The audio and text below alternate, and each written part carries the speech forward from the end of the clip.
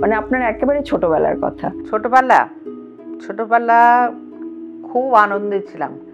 হ্যাঁ, আমার মার গানটা একদম ভীষণ ফেমাস ছিল। এই একখানা মার তো মানে সাংঘাতিক। এই গানের জন্য তো পুরস্কারও পেয়েছেন আপনি। আর এখন তো একটা টাকার ব্যাপার এসে গেছে না গান গাওয়ার মধ্যে, যে তুমি যত টাকা দেবে, তুমি সে ভালো গাও, মন্দ গাও, মাঝারি গাও, তোমার হবেই। সুখী যাত না কাহারে বলে, তোমরা যে বলো দিবস রজনী, ভালোবাসা ভালোবাসা, সুখী ভালোবাসা কারে কয়।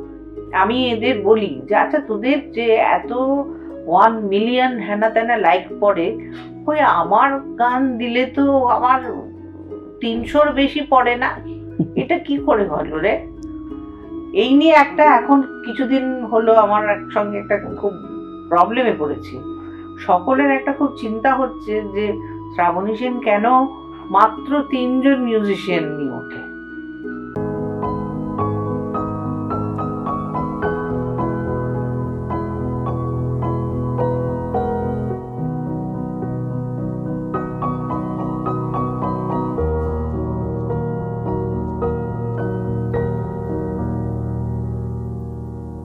আমার একটা অভ্যাস আছে, যখনই আমি কোনো নতুন রবীন্দ্রসঙ্গীত শুনি, নতুন কারো গাওয়া রবীন্দ্রসঙ্গীত, আমি একবার ইউটিউবে চলে যাই, গিয়ে শুনতে চাই সেই গানটা একজনের কণ্ঠে, যে তিনি কেমন করে গেয়েছেন।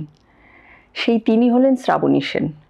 তিনি যেভাবে রবীন্দ্রসঙ্গীতটি গেয়েছেন, সেই বিশেষ রবীন্দ্রসঙ্গীতটি, সেটার সঙ্গে নতুন শিল্পীর গাওয়া রবীন্দ্রসঙ্গীতের আমি একটু যাচাই করে নিই যে কেমন হলো তার গাওয়াটা। আর উনি শ্রাবণী সেনের গাওয়া রবীন্দ্রসঙ্গীত আমার কাছে অনেকটা বেঞ্চমার্কের মতো, যে ওনার গানের সঙ্গে আমি অন্যদের গাওয়া গানটি একটু যাচাই করে নিই। অনেক অনেক ধন্যবাদ শ্রাবণীদি, আজকে গপ্পসপ্পর আসরে আপনাকে পেয়েছি আমরা আপ্লুত তার জন্য অনেক ধন্যবাদ। আর আজকে প্রতিষ্ঠিত গায়িকা শ্রাবণী সেনের ভেতরে যে ছোট্ট শ্রাবণী সেন আছেন, মানে আপনার একেবারে ছোটবেলার কথা। হ্যাঁ বলুন। ছোটবেলা খুব আনন্দে ছিলাম।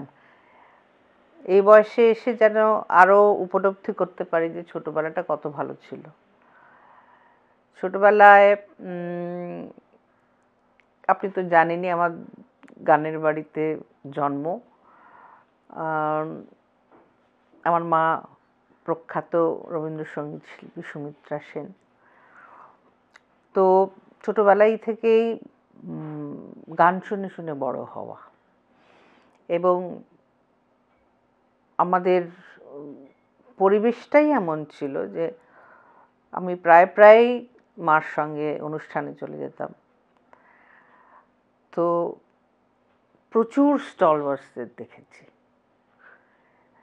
এবং দেখেছি বলেই আজকালকার দিনের শিল্পী আর তখনকার দিনের শিল্পীর সঙ্গে তফাৎটা এত চোখে পড়ে। তারা এত কর্ডিয়াল ছিল, তারা যে একটা অন্য জগতের মানুষ সেটা বুঝতে দিত না। এখন তো যা দেখছি আমরা, একটু গান করতে গেলে একবার টিভিতে মুখটা দিলেই ব্যাস, আর কাউকে চিনতে পারছি না। তো সেরমটা ছিল না। আর ছোটবেলায় প্রচুর গানের মানুষ আসতেন আমাদের বাড়িতে। মাঝে মাঝেই বাড়িতে ছোটোখাটো গেট টুগেদারে গান বাজনা, সবার কিন্তু তখন কোনো ইগো ছিল না। হ্যাঁ, মানে সে আমার মা রবীন্দ্রনাথের গান করতেন, কিন্তু সকলেই আসতেন। হ্যাঁ, যেরকম আধুনিক শিল্পীরা আসতেন, নজরুলগীতি শিল্পীরা আসতেন, নাচের শিল্পী মানে মঞ্জুশ্রী চাকি সরকার, শম্ভু ভট্টাচার্য, সাধন গুহ, এদের সঙ্গে আমি এদের কোলে বসে বড় হয়েছি। তো সুতরাং সেটা একটা বিরাট মানে মানে দেখেছি, শুনেছি ওদের, সেই করতে করতেই বড় হয়েছি। আর আমার দিদি আমার থেকে প্রায় 9 বছর 9.5 বছরের বড়। তো সেই জন্য ও আর কি ও ভীষণ পড়াশোনায় ভালো ছিল, সবেতে ফার্স্ট। তো সুতরাং আমার খুব মুশকিল হয়ে গিয়েছিল সে ব্যাপারে, যে আমি কি করতাম, আমি ঠিক গানটা করতাম না, বাট আমি গান শুনতাম। বাড়িতে থাকলে এরকম একটা পরিবেশ, পাশের ঘরে মা গান শেখাচ্ছেন, হ্যাঁ, এই করতে করতেই তো অনেক গান উঠে যায় যদি সেরকম গানের মানে ভক্ত হয় আর কি। তো আমরা যেরকম দুজনে পড়তে বসতাম, অঙ্ক করতাম, আর পাশের ঘরে মা গান শেখাতেন। তো এরম করে করে আমাদের বড় হওয়া।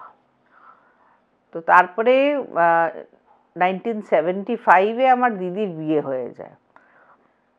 তখন আমাকে নিয়ে পড়ে সবাই আর কি, এ তো গান করে না, করে তারপর আমাকে গীতবিতানে ভর্তি করা হয়। সেখান থেকে আমি একটা 5 বছরের কোর্স করি। তারপরে তো মা তো ছিলেনই, শেষ দিন পর্যন্ত মাই ছিলেন আমার গুরু। তো সেই করতে করতে মানে বড় হয়ে গেলাম। তারপর আমি জিওগ্রাফিতে এমএসসি করেছি এই ক্যালকাটা ইউনিভার্সিটি থেকে। তো তারপরে আমি আর দিদিভাইয়ের মতো মানে পড়ানোর দিকে যাইনি। আমি তারপরে কেমন করে জানি না গানের মধ্যে চলে এসেছি। আপনার আর একটা কথা যেটা আমি বলে দিতে চাই, যে আমি আর শ্রাবণীদি কিন্তু একই কলেজের ছাত্রী, মানে আমিও গোখলে কলেজে। আচ্ছা আচ্ছা।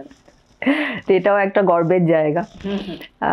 ছোটবেলায় গানের সঙ্গে সঙ্গে কিছু শাসন বা বকুনিও কি? হ্যাঁ, আমার মার গানটা একদম ভীষণ ফেমাস ছিল।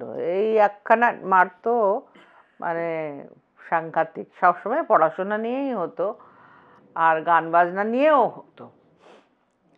কারণ আমি একদম গান করতে চাইতাম না, মানে একদম গান করতে চাইতাম না। সেই গানই আমার মানে ঘাড়ে চেপে বসলো শেষ পর্যন্ত। ভাগ্যিস। এই আপনার এই যে গান করতে চাইতাম না, কিন্তু আজকে সবাই জানে যে শ্রাবণী সেন কিভাবে রবীন্দ্রসঙ্গীত করেন। মানে আমার কাছে সত্যি কথা বলতে গেলে, আমি বাড়িয়ে বলছি না, বেঞ্চমার্ক শ্রাবণী সেন। কারণ কোনো রকম মানে বিশেষ গায়কের ইয়েতে না গিয়ে এত সুন্দর সহজভাবে মনের কাছে পৌঁছে যায় আপনার গান, সে বলার না। অ্যাকচুয়ালি এটা আমার মার ঘরানা। হ্যাঁ, ওনার গানও ওরকমই ছিল। যেরকম শাস্ত্রীয় সঙ্গীতে ঘরানা আছে, রবীন্দ্রনাথের গানেও ঘরানা আছে বলে আমি মনে করি। যেমন সুচিত্রা মিত্রের একটা ঘরানা আছে, শান্তিনিকেতনের একটা ঘরানা আছে, আমার মার সাগর সেনের একরকম ঘরানা, একটু স্পষ্ট উচ্চারণ, পরিষ্কার করে গাওয়া, কোনো ম্যানারিজম ছাড়া। তো এইটাই চেষ্টা করি আর কি। তো সেক্ষেত্রে আপনার কি মনে হয়, যেহেতু আপনি বলছেন যে আপনি খুব একটা গান প্র্যাকটিস করার আপনার খুব একটা ইয়ে ছিল না, মানে করতে ইচ্ছে করতো না, তো আমার যেটা মনে হয় এটা বেশিরভাগটাই জন্মগত প্রতিভা, কম প্র্যাকটিস, তাই কি মনে হয়? জানো, কারণ আমি মানে লোকে যে আমার দিদিকে দেখেছি যেরকম সাধনা করতে, এর কাছে যাচ্ছে শিখতে, এর কাছে যাচ্ছে শিখতে, বাড়িতে প্র্যাকটিস করছে। আমার সেরকম কিন্তু কিছু হয়নি, আমি করিনি। মানে এখনো পর্যন্ত আমার আমার কেমন জানি বেশি প্র্যাকটিস করলে মনে হয় আমি যখন আসল স্টেজে পারফর্ম করব তখন যেন একটু বোরিং হয়ে যায় ব্যাপারটা। ন্যাচারাল ট্যালেন্ট, নতুন একটা গান শোনাতে যে জিনিসটা হয় সেটা একটু অসুবিধা হয় আমার, তাই জন্য। মায়ের কাছে শেখা প্রথম গান মনে আছে কোনটা? শ্রান্ত কেন ও হে পান্থ, পথ প্রান্তে বসে একই খেলা, আজি বহে অমৃত সমীরণ, চলো চলো এই বেলা। এই গানটা তখন আমি যখন শিখেছিলাম তখন আমি বোধহয় ক্লাস এই 5-6-এ পড়ি, ভীষণ সেই অনুযায়ী বেশ কঠিন কঠিন গান। হ্যাঁ কিন্তু আমি বাণীচক্র বলে একটা ইনস্টিটিউশন আছে, মা শেখাতেন।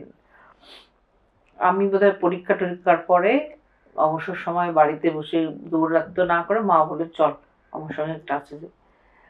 ক্লাসে গেলাম, গিয়ে দেখছি সব দিদিরা ভুল করছে, হচ্ছে না।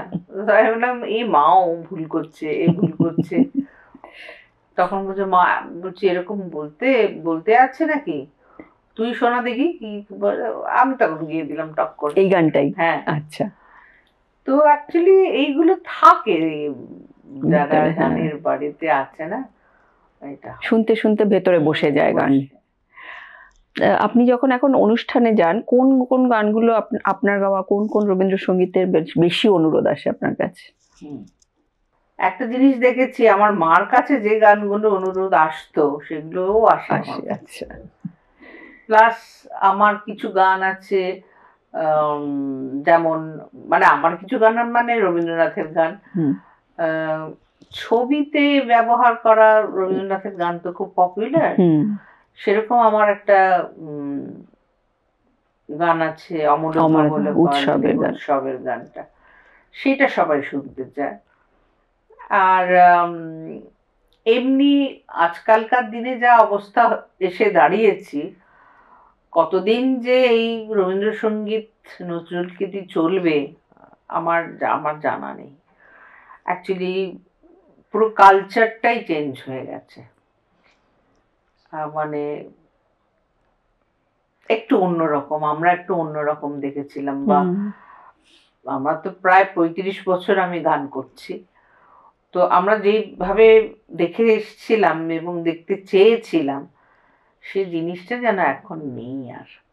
মানে আস্তে আস্তে অন্যরকম ব্যাপারটা, একটু মিক্সড কালচার চলে আসছে। এটা কি আপনি সব ক্ষেত্রের হিসেবে বলছেন না রবীন্দ্রসঙ্গীতের ক্ষেত্রে শুধু বলছেন? সব ক্ষেত্রেই বলছি, কারণ আগে আমরা জানতাম যে, যেরকম জানতাম যে আমার মা রবীন্দ্রনাথের গান করেন, তারপরে এই ধরুন নজরুলগীতিতে স্টলওয়ার্ট ছিলেন ডক্টর অঞ্জলি মুখোপাধ্যায়, তো এরা এইভাবে ছিলেন। কিন্তু এখন তো সবাই সব গান গাইছে, হ্যাঁ, সে পারি না পারি সব গান গাইছে, সুতরাং সেই অনুযায়ী একটু প্রবলেম হয়ে যায়। অনেক রবীন্দ্রসঙ্গীত শিল্পী যে আধুনিক গাইছেন, সেটাকে আপনি কি মানে কিভাবে দেখেন? মানে এটা করা উচিত কি উচিত না, এরকম কোনো ব্যাপার আছে? উপায় নেই, স্ট্রাগল ফর এক্সিস্টেন্স। এক্স্যাক্টলি, হ্যাঁ। কারণ আমার যেটা বক্তব্য সেটা হচ্ছে, আমি বাবা প্রথম দিন থেকে রবীন্দ্রনাথের কাছেই ছিলাম, আমি শেষ দিন পর্যন্ত রবীন্দ্রনাথের কাছেই থাকবো। মানে কোনো কিছু যেন আমাকে অন্য কিছু গাইতে বাধ্য না করে। মা যখন ছিলেন, মার খুব ইচ্ছে ছিল একটা সময় যখন রিমেক হচ্ছে, তখন বলছে তুই একটু একটা রিমেক কর না, সবাই করে আর ধর আমি পারি না, ভুলভাল হবে। তো মার জোরাজোরিতে কয়েকটা গান রিমেক করেছিলাম, কিন্তু ঠিক কেমন হয়েছে আমি জানি না, ওই একবারই করেছিলাম। আচ্ছা, শুনি একটু সেরকম একটা। এই রে, নীল আকাশের নিচে এই পৃথিবী, আর পৃথিবীর পরে ওই নীল আকাশ, তুমি দেখেছ। আর যখন মানে এই যে আপনি বলছিলেন যে রবীন্দ্রনাথের গানের এই যে রিঅ্যারেঞ্জ করে যে গানগুলো করা হচ্ছে এখন একটু অন্যরকম অ্যারেঞ্জমেন্টে, কি বক্তব্য সেটা নিয়ে আপনার? মানে ফিউশন বলতে গিয়ে মডার্ন অ্যারেঞ্জমেন্ট আমি করেছি, আমিও করেছি। আমি জয় সরকারের সঙ্গে করেছি, তুষ ব্যানার্জির সঙ্গে করেছি, আরো অনেকের সঙ্গেই করেছি। তখন ব্যাপারটা একদম নতুন ছিল, আমরা জানতাম যে একটা কতটা লিমিট, এর থেকে উপরে আমরা যাব না।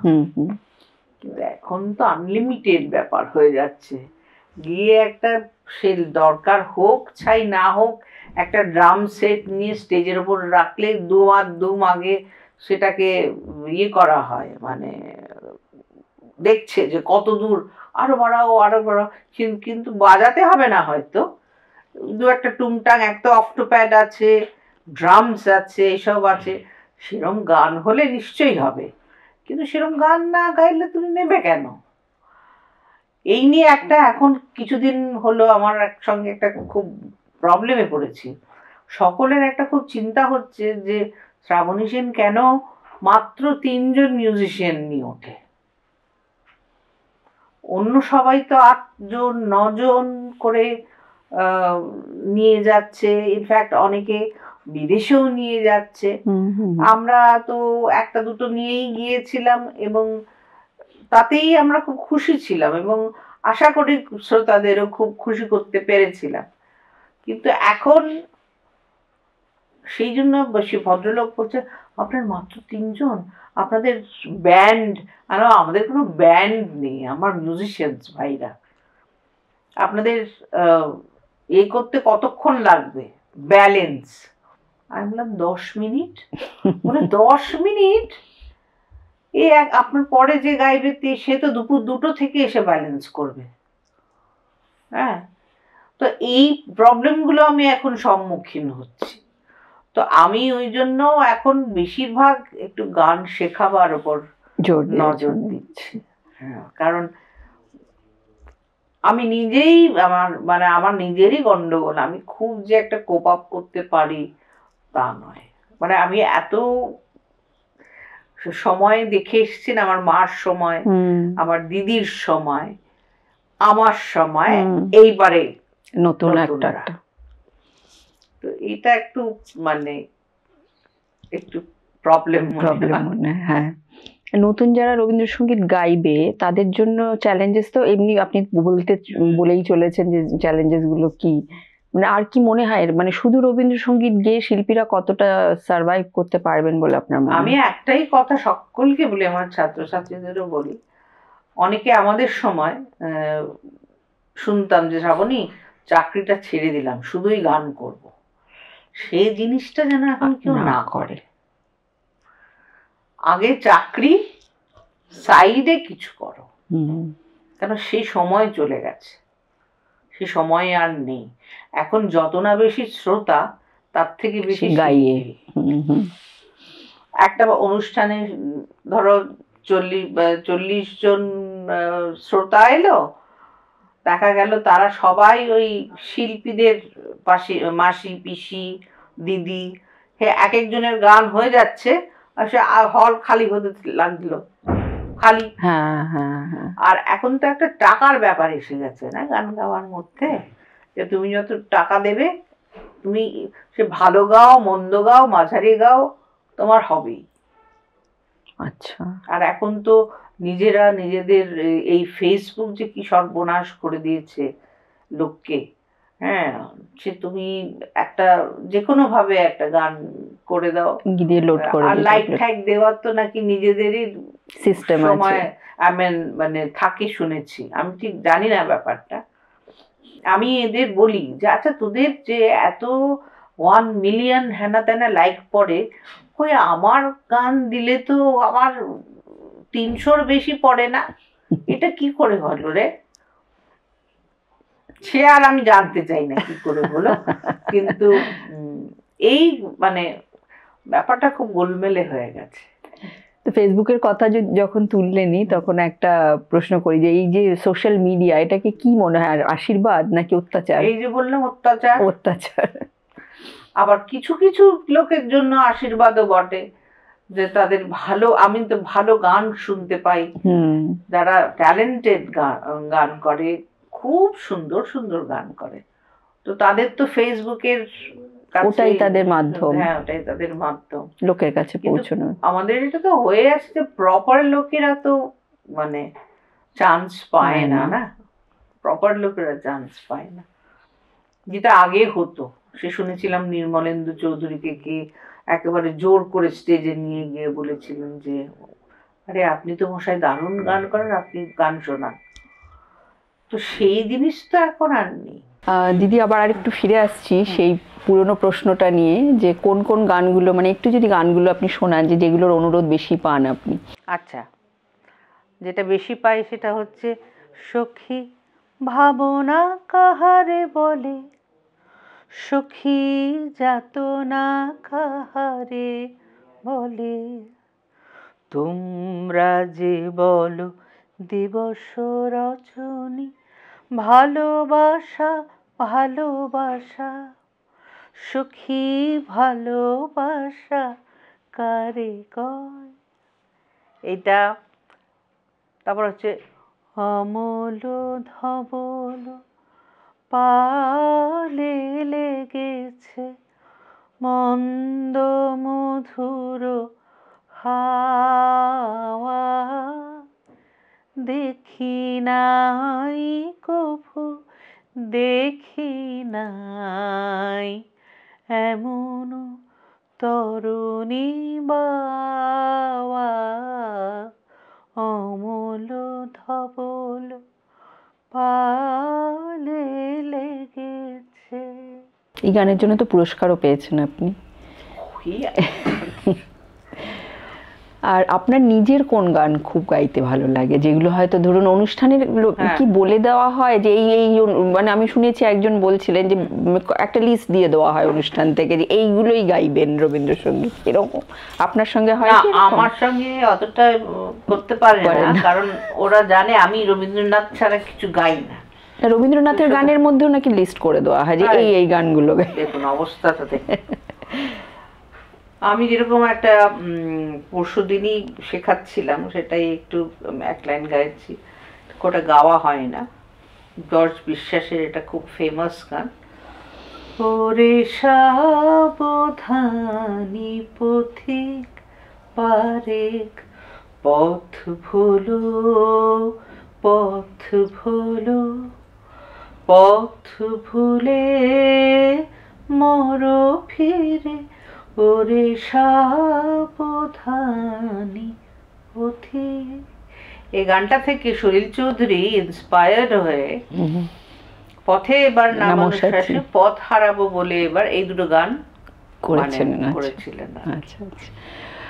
শেখানোর কথা যখন বললেন তখন এবার একটা প্রশ্ন যেটা মাথায় আসছে যে শিক্ষক শ্রাবণী সেন আর ছাত্রী শ্রাবণী সেন, দুজনের মধ্যে মিল কতটা অমিল কতটা? অমিলই বেশি। আমি অত্যন্ত ফাঁকিবাজ এবং ভীষণ দুষ্ট ছাত্রী ছিলাম। সেটা গীতবিতানে যারা মানে টিচাররা এখন আর প্রায় কেউই নেই, তারা বলতে পারবেন বেশি। শিক্ষকটা বেটার বলে আমি মনে করি, কারণ ওরাই আমার বন্ধু, ওদের সঙ্গেই সময় কাটাই, খেতে যাই, সিনেমা দেখতে যাই। আমার একটা একাডেমি হয়েছে, তো সেই একাডেমিটার প্রায় 14-15টা ব্রাঞ্চ হয়েছে অল ওভার ওয়েস্ট বেঙ্গল। কিছু অনলাইনও আছে, সেখান থেকে বিদেশের যারা শিখতে চান। তো আমার একটা অনেক দিনের ইচ্ছে ছিল যে যারা গান শেখে পরবর্তীকালে তাদের আর কিছু করার থাকে না। তো আমার এই একাডেমিটা রবীন্দ্র চর্চাটা হচ্ছেই, সঙ্গে সঙ্গে আমার যারা খুব সিনিয়র স্টুডেন্টস তারাই ফ্যাকাল্টি হচ্ছে। আচ্ছা, মানে ওরা তো আমার কাছে ধরো 30 বছর মতো গান শিখেছে, কিছু 25, ওদেরই ভার দিয়েছে, কারণ আমার পক্ষে 14টা জায়গায় ঘোরা অসম্ভব। হ্যাঁ, আমি কন্টিনিউয়াস দেখতে থাকি যে সব ঠিকঠাক হচ্ছে কিনা। এখন তো সুবিধা হয়ে গেছে, মোবাইল ফোনে সুবিধা হয়ে গেছে, ক্লাসগুলোতে একটু ঢুকে কি করছিস তোরা, একটু এক লাইন শোনা, এরকম করে। আর অনুষ্ঠানের সময় আমাদের একটা অ্যানুয়াল শো হয়, খুব বড় করে হয় একটা, কারণ আমাদের এখন প্রায় 600 student all over West Bengal. তো সেই তাদের রিহার্সেল করানো। এই কদিন আগে আমরা একটা করলাম, যে প্রথম গত বছর করেছিলাম মা চলে যাওয়ার পর মার স্মৃতিতে একটা করেছিলাম। এবছর যেহেতু সুচিত্রা কণিকার 100 বছর, ওনাদের গাওয়া গান ফার্স্ট হাফে করলাম, আর সেকেন্ড হাফে করলাম চিত্রাঙ্গদা। আচ্ছা। চিত্রাঙ্গদায় আমার দিদি ইন্দ্রাণী সুরুপাটা গেয়েছিলেন, আমি গিয়েছিলাম কুরুপাটা, আর শ্রীকান্ত গেয়েছিল অর্জুন। তো আর নাচ করেছিলেন শান্তিনিকেতনের কিছু এসেছিলেন কলকাতার। এইসব করে মানে করেছিলাম আর কি। তো আমি এখন ওই ছাত্রছাত্রীদের নিয়ে থাকতেই বেশি ভালোবাসি। আর সব থেকেই হচ্ছে যে আমি তো একটু সাজগোজ কম করতে ভালোবাসি, আমাকে দেখেই হয়তো বোঝা যাচ্ছে। তাই জন্য ওই আবার প্রোগ্রামে যেতে গেলে আবার সাজরে, ওই কররে, সেই কররে, সে একটা মানে পর্ব আর কি, ঝামেলা। এতেই আমি খুশি। তো যারা এখন আপনার ছাত্রছাত্রী, তাদেরকে রবীন্দ্রনাথের গান গাইতে গেলে প্রথম তাদের কি মানে স্কিলটা কি ডেভেলপ করা দরকার, মানে গানের বাইরেও যদি কিছু থাকে? মানে একটা কথা আমি এখন বুঝতে পারি যে এখন লাইফ এত ফাস্ট, হ্যাঁ, সবাই হয়তো চাকরি করছে, ছুটে ছুটে, তারপরে এসে তাদের বাজার হাট, তাদের সংসার, তারপর গান। হয়তো অত পড়ার সময়, আমরা বলি যে হ্যাঁ রবীন্দ্রনাথ পড়বে, গান পড়বে, গানটা পড়াটা খুব ইজি। আমার মা বলতেন যে যখনই সময় পাবি গীতবিতানটা পড়বি, তাতেই তোর অনেকটা সুবিধে হয়ে যাবে আর কি।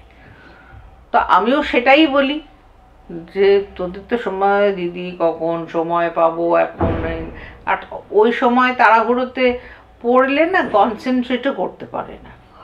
বরঞ্চ তুমি যদি গীতবিতান বা সঞ্চয়িতা পড়তে পারো, তোমার অনেকটা কাজ। কিংবা ধর তার মধ্যে গীতাঞ্জলি পড়লি, গীতাঞ্জলির কবিতা, গান সবগুলোই তো অসাধারণ। তো সেই জীবন চর্যায় রবীন্দ্রনাথকে কোনো না কোনোভাবে ছোট হলে বড় হলে একটু ঢুকিয়ে দিতে হবে। রবীন্দ্র চর্চা জীবন ভরে সেটাকে একটু মানুষকে আধ্যাত্মিক করে তোলে।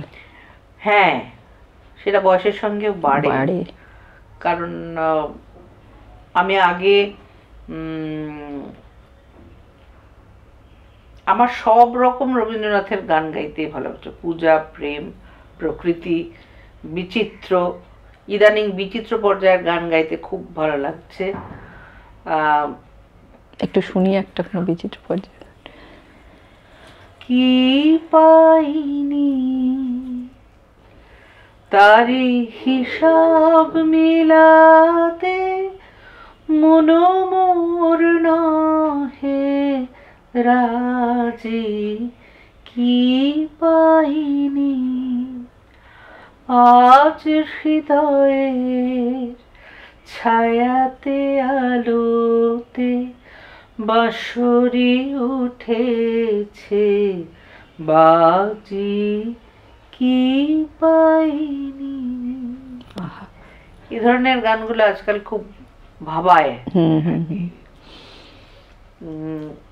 পূজা পর্যায়ের গান সবই ভালো, মানে এই ভালোর মধ্যে এটা করা যায় না, কিন্তু এখন কদিন দেখছি আমি এই গানগুলো একটু বেশি গাইতে ইচ্ছে করছে বেশি। কারণ এই ফাংশনে গেলে, প্রোগ্রামে গেলে, মানে এখন বেশিরভাগই শীতকালে সব স্কুলের প্রোগ্রাম, তাদের তো হারে রেড়ে ছাড়া আর উপায় নেই। সেখানে তুমি যে নিজের ইচ্ছে মতো গাইবে সেটাও খুব একটা মানে সুযোগ হয় না। হয়তো ভেবে গেলাম যে এই গানটা গাইবো, এই গানটা গাইবো, কিন্তু ওখানে গিয়ে দেখছি এমন একটা মানে অ্যাটমসফিয়ার, যে তখন ধর কেউ প্যাকেট খাচ্ছে বসে বসে করছে, সেখানে তুমি কি গাইবে, কি পাইনি। এই আর কি। শ্রোতা কি তৈরি করা যায়? শ্রোতা তৈরি করা যায়, কারণ কিছু শ্রোতা, আমার একটা সুবিধে আছে, আমার যেরকম ছোট থেকে বয়স্ক সবাই আমার গান একটু পছন্দ, কেন জানি না। আমার অনেক লিমিটেশনস আছে, কেন আমি বলি সবসময় যে সকলকে যারাই গান করবে তাদের আগে তাদের লিমিটেশনস জানা দরকার, যে আমি কি পারি না, সেই অনুযায়ী গান বাছা, সেই অনুযায়ী মানে করা সব। তো আমি অনেক কিছু পারি না, আমি যে কী করে এতদিন 35 বছর গান করছি আমি জানি না। কিন্তু আর সব থেকে বড় কথা, একটু সুস্থ থাকতে হবে। আমার সারা জীবনই একটু শরীরটা খুব একটা সঙ্গ দেয়নি এখনো পর্যন্ত। তো সুতরাং ওই সেই নিয়ে একটু আমার একটু ক্ষোভ ছিল, কিন্তু এটা তো আর নিজের হাতে নয়। কিন্তু আমি খুব কুড়ে, একদম হাঁটি না, কিছু না, নো এক্সারসাইজ। তো সবাইকে বলবো যে একটু সুস্থ থাকো বাবা, সুস্থ থাকলেই গান বাজনা ঠিক হবে। যেটাই করতে চাইছো মানে সুস্থ থাকতে হবে আর কি। অনুষ্ঠানের একেবারে শেষে মানে কোন গানটা দিয়ে আজকে আপনি একটু শেষ করতে চাইছেন, মানে কোনো একটা মেসেজ রবীন্দ্রনাথের গানের মধ্যে দিয়ে যেটা আপনি বলতে চান আজকে পৃথিবীকে? আমারে তুমি অশেষ করেছো, এমনি লীলা তব ফুরায়ে ফেলে আবার ভরেছো, জীবন নব নব। আমারে তুমি অশেষ করেছো, এমনি লীলা তব। অনেক ধন্যবাদ শ্রাবণীদি, অসাধারণ গান শুনলাম আপনার কাছে। আমার অনেক দিনের স্বপ্ন পূর্ণ হলো, সামনে বসে আপনার সঙ্গে কথা বললাম, আপনার গান শুনলাম, খুব ভালো লাগলো। দিদি, পৃথিবী দূষণমুক্ত হোক এই আশা নিয়ে আপনার জন্য এই ছোট্ট উপহার গপ্পসপ্পর তরফ থেকে। অনেক ধন্যবাদ। অনেক গপ্পসপ্প, কিছু গল্প, কিছু মনের কথা। আজকে আমরা আমাদের প্রাণের মানুষ শ্রাবণীদিকে পেয়েছিলাম, তার কথা শুনলাম, তার গল্প শুনলাম, তার গান শুনলাম। আমাদের দিনটা আজকে খুব ভালো কাটলো। এই পর্ব শুনতে শুনতে আপনাদেরও দিন খুব ভালো কাটবে আমি জানি। আপনারা অনেকেই শ্রাবণী সেনের গান শুনতে খুবই ভালোবাসেন, কারণ তার গান মন ছুঁয়ে যায়, কারণ তিনি রবীন্দ্রনাথকে বুঝে রবীন্দ্রনাথের গান করেন। আপনাদের সকলের কাছে আমাদের অনুরোধ রইল যে আমাদের চ্যানেলটা সাবস্ক্রাইব করবেন, বেল আইকনটা প্রেস করতে ভুলবেন না, আপনাদের কাছে নোটিফিকেশন চলে যাবে। আর আমাদের ফেসবুক পেজ এবং ইনস্টাগ্রাম পেজটা ফলো করবেন। আর আপনাদের মূল্যবান মতামত রেখে যাবেন কমেন্ট সেকশনে। ফিডব্যাক নিয়ে আমরা আমাদের কাজটাকে আরও ভালো করার চেষ্টা করব। নমস্কার।